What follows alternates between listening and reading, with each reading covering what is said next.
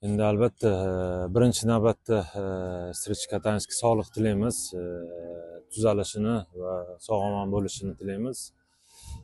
Albatta hammamiz xohlardik Strichga oxirigacha olib borgani, no bu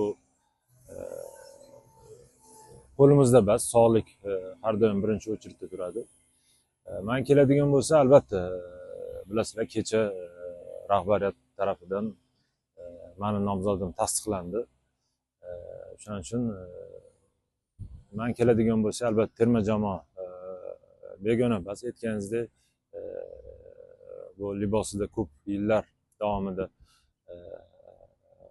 himoya qilganmiz, undan tashqari murabbiy ham bo'lganmiz, yordamchi murabbiy ham. O'shaning uchun terma jamoa har doim men uchun ustun turgan va shunaqa ham bo'ladi. Biz askardik, bizga vazifa berildi va bu vazifani biz bajarishimiz kerak. Nasib keldik, ana birinchi kun hozir kirishib ketdik. Murabbiy shtabi bilan ham gaplashdik, futbolchilar bilan ham gaplashdik. O'ylaymanki, hammasi joyida bo'ladi. Yaxshi mana shu zborda yaxshi o'tkazamiz. Yangi futbolchilar bor. Yaxshi tayyorgarlik ko'ramiz sezonga va oldimizda mart oyida FIFA kunlarida muhim ikkita uchrashuv turibdi.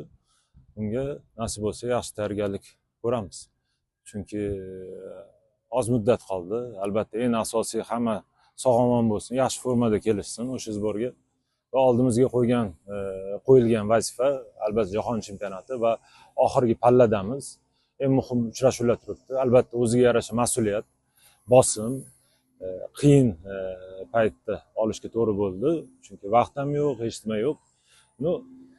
O'ylaymanki, hammasi joyida bo'ladi.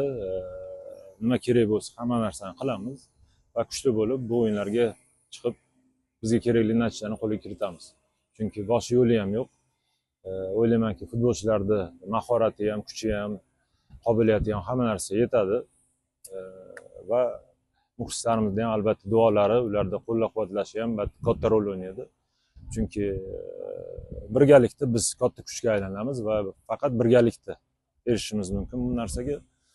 Hozirgi kunda o'ylaymanki, muxlislarimiz ham hammasi poddershka qilib, kayfiyatni yaxshi qilib, o'ylaymanki, futbolchilar ham yaxshi kayfiyatda tayyorgarlik ko'rib, bizga kerakli natijalarni qo'lga kiritamiz.